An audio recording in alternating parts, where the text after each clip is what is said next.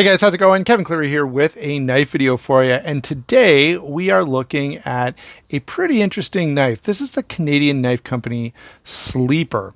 I've had this for a little while now, been able to spend some time with it and plan to share some things that I like, some things that I'm not in love with, and just my overall thoughts, as well as get into some of the discussion surrounding this knife in terms of where it's made and that kind of stuff. In addition to that, I also have to tell you, I've been talking with Alan from Canadian Knife Company, and what I have here from him is a second Canadian Knife Company Sleeper. There are a few of these left that you can buy directly through the company, and I think that's the only way that you can get these now. I think the retailers that had them, including White Mountain Knives, are sold out. I would, though, again, ask you to check out those retailers for other things. Check out White Mountain Knives. Use my discount code SHARPSTUFF. Check my affiliate links to DLT and Blade Ops. That does help the channel a whole lot. And in recognition for all of that stuff and for you watching, we are going to do a giveaway. So this knife is going to be up for grabs. I'll tell you how that's all going to work at the end of the video. For now, though, what's important is to note that I've got two of these that I've been able to compare a little bit, which may help the review because it just speaks to consistency and that kind of thing. Okay, so let me get this one out of the way. We'll continue focusing on this one, and I'll come back to the giveaway when we get to the end. First thing is to talk about size. 7 5/8 overall, 3 1/4 inches on the blade, 3 1/4 inches of grip area. Now that's a pretty small grip area. You can see, my four fingers just kind of fit in there. Now, I have to say this, for a small knife, this handle is really, really good. And so normally I would avoid buying a small knife like this, but in this case, it actually isn't so bad. And I have used this a fair bit and carried it a fair bit. And so I can tell you that I'm actually really, really impressed with the ergonomics. It's one of the outstanding features on this knife. I know we're not quite to that handle discussion yet, but I thought I'd comment on that while we're talking about how small this is. So this is a little smaller than I like, but it turns out that it's not, it feels bigger than it actually is when you're using it and when you've got it in your hand. Weight on this guy is 4.2 ounces, and the closed length, I'm not sure if I mentioned that. If you're hearing it twice, well, then maybe that'll just help you remember. But the closed length is 4 3/8. So fairly compact knife. Sort of short, stocky kind of design aesthetic, which I do appreciate. The blade is a black-washed 14C28N steel, very high flat grind. You can see it basically terminates, here by the opening hole. The blade stock is just under 1/8 of an inch thick, so pretty standard fare. For me, for most of my knives, I like to see 1/8 of an inch or more. But again, on a smaller EDC style knife, that's perfectly acceptable. And it's really thicker blade stock is just my own weird idiosyncratic preference that I can't really tell you it's going to be better in any meaningful way. It does have about 3 inches of cutting edge, which is important. It's nice and thin behind the edge, and with that fairly thin blade stock, this is really, really slicey. Add to that the 14C28N steel, which seems to be really well done in terms of heat treatment, because this has worked exceptionally well for me. So I have to say, heat treat on this, or the overall performance on this, is really good. Now, I guess I should qualify that by saying I don't think I can. I don't recall ever having a knife in 14C28N that wasn't good. Okay, so I feel like I gotta at least throw that out there. The steel itself is quite good. All right, so moving on from the blade, we get to something else that I really, really like about this knife, and that is the dual row ceramic bearing pivot here, which does break in to have a very nice action. This is a rather enjoyable knife from that standpoint, the action on this. The detent is pretty snappy. So you get a nice aggressive pop there, whether you use the thumb stud or the reverse flick. Either way, really, really nice. The liner lock is accessible here. Notice it's just cut out right there for the lock bar access. And that's something that I like to see, and I would hope to see that a little more often than perhaps we do, but really, really good. All right, carrying on here. The overall action, I will say, tends to break in a little over time, and it breaks in really, really nice. So overall, lockup, deployment, all of that is very, very nice. And thinking of the liner and the nested liners, which again I think is a great touch, that brings me to the next point that I want to sort of discuss here, which is the handle. All right, handle construction with those nested liners is excellent. It is milled out a little bit to save weight, and we've got standoff construction. We do have this wire clip, which I'm not a fan of, but that's a fairly minor part. It does work, like the knife goes in your pocket, it stays in your pocket. That aspect of it is fine, but it does move around a little bit, and when you're squeezing the knife, it kind of, it can feel kind of loosey-goosey, and that is annoying. I have to say, the wire clip, I get the idea. I know wire clips are popular, and Spyderco's done some, and people rant and rave about how great they are. I'm kind of either here nor there, but this one is just not well implemented. It just moves around a little bit too much, and it'll even kind of fold to the side in this annoying way that bugs me. So the clip is not my favorite thing. It's functional. Again, as I say, I've carried this quite a bit because despite its small size, it's actually very, very appealing. Very, very appealing. So I've had this in my pocket a lot, and the clip does work. It stays in pocket. I can't take any points away for that, but it's more the feel when you're holding the knife and using it. It'll wiggle around in some weird ways, and it's just off-putting. That's what I don't like about the clip, and other people have commented on that as well. Okay, so that's something to notice. Now on the contrast, the handle in, the feel of this handle in the Blue Micarta and the overall ergonomics on this are total win. And normally, on small knives, I complain about the ergonomics, but here I can't complain at all. It actually is very nicely done. We do have to talk about this other point when it comes to sort of negative things that are bugging me, because really that's my only complaint. Everything else is great. Just the clip is not ideal. We've got to touch on two quick things. So one is price. So these are, I think, $90 US. They're like 120 Canadian if you buy it from Canadian Knife Company. You're going to have add shipping on top of that, or taxes, whatever else. So the price is a little up there. And of course, this is not made in Canada. It's made overseas. But the company itself is Canadian.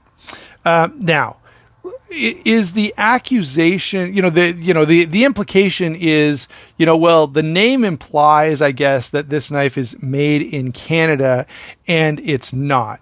And I want to address that part initially to say, look, Alan has never, I've talked to him. If you go back and watch Jake's videos from when this knife first released, he has never tried to conceal the fact that this was done by an overseas OEM.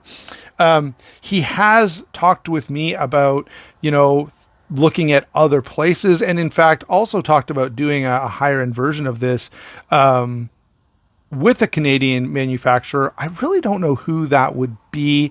Might be a bit of a challenge to find someone to make this. And here's the problem. When you do that, great. I hope he does make one in Canada. It's I don't know, Magna Cut steel and titanium, milled titanium, whatever, a frame, doesn't matter. But that knife is going to be stupidly expensive, and it's not going to perform any better than this one. And that's sort of the challenge that you run into. This is made by Sheldon Knives, and they have done a really, really nice job. There are a couple of other knives done by Sheldon Knives recently, And overall, they seem to be a pretty good manufacturer. Now, when it comes to the sort of, the made in Canada type of stuff, it's really hard to be critical of that. I get the impulse, by the way, to buy stuff made in Canada. I will say this. People, for some reason, don't have an issue buying like Kershaw's and CRKTs and even Spyderco's that are made overseas and then sold through a U.S. company. And essentially, that's what's happening here. Like, this was made overseas but sold through a Canadian company. And that's a pretty common practice. Like, virtually every, there are all kinds of Canadian companies that we could name. Many of them are doing manufacturing overseas, bringing them in, adding a markup and selling them. And the biggest thing is that, the biggest reason that I can't really make a complaint about that is because I have thought about doing this very thing. I've, over the years, I've done a couple of knife designs that I'm kind of holding on to and sort of thinking, what might I do with this? And what I would probably do with it is have it made by Best Tech or Tuya or, QSP or something like that. And, just, and then sell that product either through them, and get listed as a designer, or have them make it and sell it myself. And so the fact that I've even considered doing this means I certainly can't criticize someone else for doing that. All right. Now, having gotten into the weeds on that a little bit, I thought I'd throw all that out there. I do want to do some comparisons. And this is where, I want to touch on the value a little bit. So let's see, what have we got? Here is the Real Steel Huggin. Similar price point. I think these are around $80. So like, within $10 of this. And they're a Chinese company selling directly. Let's see. We've got a Civivi. This is another Chinese-made knife, closer in size. Liner lock G10. This is a pretty similar. If I had to carry a small knife, one of these two would be probably the one that would get the nod. Both are very, very well done. I've also got here the Kaiser Original. Sadly, this is the XL, and you can see it's actually even smaller than the Sleeper here. Trying to get everything in frame. So I think these are all very competitive options. Like, they're similar size, similar price point, and they're even similar steels. So we've got 154 cm here, 14C28N here. I think this might be 14C28N as well, and this is VG10. So they're all in that same tier of steels. They're all in a similar price point. Yes. The Canadian Knife Company one is asking a little bit more, although if you go and look on White Mountain Knives, Civivis sell for absolutely, not White Mountain Knives, Warriors and Wonders, like standard Civivis sell for $100, which is insane. I frankly just don't buy them there, but I don't think he's that out to lunch on price. Yes, there are similar knives that you can buy for like $10, $15 less. That's sort of the nature of the beast. So, when Real Steel comes directly to market, they can be a little bit cheaper than someone who than someone who's using an OEM and then marking up after that.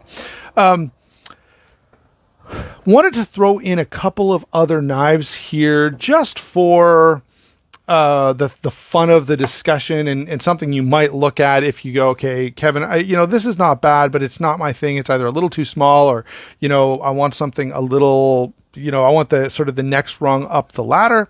These are, I think, all on sort of the same rung. Okay. So let's step up a teeny bit. And I've got a couple of examples here. First off is going to be the Cold Steel American Lawman. You can see very similar knife. I love this knife, and that's why I think I like this one so much. Here is the Manix 2 Lockback, another knife that I absolutely adore. So if you like this, but you sort of want to go up to the next level of cost and quality, or not, cost and materials and stuff like that. These represent two very, very good options. And in fact, the Manix would be a very compelling option. Sometimes you can buy them like for $100 US. which is, not much more and going to be a very, very competitive option for you. So thought I'd throw those in as possible comparisons that you might look at. And I'm probably off on my pricing for the Mannix there. I haven't looked to buy one in a few years. So what are my overall thoughts on this knife? Do I recommend it? Would I tell someone to buy it? First of all, beauty's in the eye of the beholder. If you look at this and you go, that's a great looking knife, and what you're coming here for is to see if it's going to perform, then yeah, I think in that case, if you really like this design, then it's a pretty easy decision to make. This is something you should buy. If you're not so sure about it, then probably it's a pass. If you get a chance to pick one up or get one in hand, then go ahead and do it. For me, I really, really like this design. So for me, this would make a lot of sense to buy. And there are times, although not that many, where I like something a little bit smaller. And so, whoops. There we go. And so this gives me a pretty darn good option when it comes to that kind of thing. Finally, so yes, do I recommend the knife? I recommend the knife with reservation. So the reservation is, I wouldn't pick this over every other knife I showed you. I wouldn't say like you must have one of these if you're a collector. I do like the design a lot. And if you're like me and you look at this and go, that is a cool looking knife, in that case, then the performance on it is not going to disappoint, right? If you love the design and you really want to own it for that reason, the performance is definitely up to snuff. So that's my overall assessment. Last thing, let's go ahead and talk about the giveaway. What we're going to do for the giveaway is to have you go ahead and follow myself and the Canadian Knife Company on Instagram. And then just comment. I'm going to put an Instagram post up of this knife the same time that this video posts. All right. So when I do that, head over to Instagram, make a comment there, tagging someone, and you can tag as many people as you want. I don't care. Just do it in separate posts, right? If every time you tag someone, that's going to count as sort of an entry, but I'm not going to give you 3 entries for one post, right? All I'm going to do is, throw the number of entries into a random number generator, and whichever one it lands on, that's going to be the winner. So, if you tagged 15 people in one post, it doesn't matter. I'm only counting it for one. So if you want to take advantage of that, go ahead and tag a bunch of people. All right. And by the way, again, to be eligible, you'll have to follow me on Instagram and follow Canadian Knife Company on Instagram. And I mean, I'd like it if you subscribed. I'm not going to come and check for that. I'll be honest. It's just too much effort. All I'm going to do is I'm going to go to the Instagram post. I'm going to make sure no one has, I'm just going to go to the Instagram post, count the number of entries and pick a random number. So there you go, guys. Thanks a lot for watching. Good luck with that giveaway. Thank you to Canadian Knife Company. And I hope that, we see some more from you. I know these maybe haven't sold as well as anticipated. Maybe they have, but I would like to see, Alan, if you're watching this, I think you got a really cool looking knife here. A couple little tweaks. If you're going to do another one, drop the wire clip in favor of just a typical bent over clip would be fine. Also, Alan has shared some of his designs with me, and he's got a couple of pretty cool looking knives that he wants to have made. Now, he's not sure about using the same OEM, so I'm not sure how long that's going to take or who it's going to be made by, but there is something in the works. All right. Thanks a lot for watching. Don't forget to like and subscribe. We will talk to you soon.